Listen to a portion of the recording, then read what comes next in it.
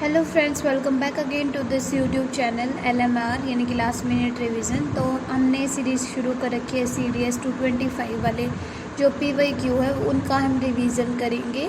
And जो हमारे questions आ सकते हैं यानी कि जो एक्सपेक्टेड है वो हम क्वेश्चन करेंगे। तो आज है हमारा बायोलॉजी में हेरिडिटी एंड रिवोल्यूशन से रिलेटेड जितने भी क्वेश्चंस आए हैं वो हम आज क्वेश्चंस करेंगे। तो चलिए स्टार्ट करते हैं।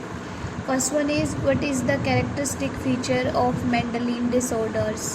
तो इसमें हमें कैरेक्टरिस्टिक बतानी है। तो they are mainly determined by alteration और mutation in a single chromosome, ये नहीं है। They are mainly determined by alteration of और mutation in a single gene. तो ये हमारा मेंडलिन का डिसऑर्डर है। नेक्स्ट वन है genes that control the characteristics of a trait are located on. तो ये कहाँ पे होते हैं? chromosomes. Next, a variation is useful for the survival of species over time. These variation occurs due to error in तो ये है DNA copying. Which of the following statement is true with respect to regeneration? तो इसमें हमारा आएगा regeneration is not the same as reproduction. Which of the following is a dominant trait in the experiment done by Mendel on a garden pea? तो ये था हमारा round seeds. Next है what are the units of inheritance which Mendel referred to as a factors now called? That is genes. What are the two versions of a gene controlling a trait called? तो ये हमारा alleles. Which of the following statement is true about Lamrecht's theory of evolution? It suggests that organisms can acquire new characteristics through use and disuse of body parts. तो ये हमारा right one है.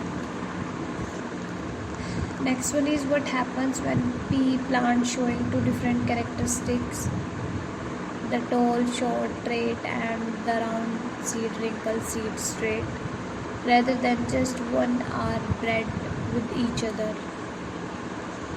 The tall short trait and the round seed trait are independently inherited. What do you mean by semi-conservative DNA replication? तो ये है after the completion of replication, each DNA molecule would have one parental and one newly synthesized strand. Next, which of the following Mendel's law states that a diploid organism passes a randomly selected allele for a trait to its offspring such that the offspring inherit one allele from each parent? तो ये कौन सा law है? Law of segregation. Next, what does the term phenotype refer to? That is the observable physical और biochemical characteristic of an organism as determined by both genetic makeup और environmental influences. तो ये थे आज के हमारे टॉप 12 हेरिडिटी और revolution से रिलेटेड जो भी हमारे क्वेश्चंस थे.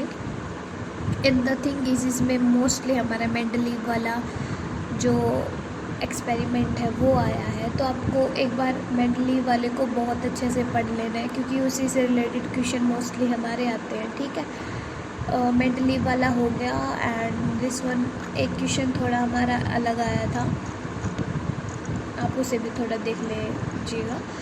तो यही था हमारा हेरिडिटी और इवोल्यूशन से रिलेटेड क्वेश्चंस जो कि आपके एग्ज़ाम में आ सकते हैं. This one is will be helpful for you. तो नेक्स्ट वीडियो में फिर से आपसे मुलाकात होगी नेक्स्ट 12 क्वेश्चंस के साथ जो हमारे बायोलॉजी से रिलेटेड है, या फिर आगे जाके सब्जेक्ट भी चेंज होंगे. अभी हमारी स्टार्टिंग में बायोलॉजी हो रही है, उसके बाद सब्जेक्ट्स भी चेंज होते रहेंगे. तो नेक्स्ट वीडियो में फिर दोबारा से आपसे मुलाकात होगी. तब तक के लिए bye bye and take care and जम के पढ़ाई करो. All the best for your exam.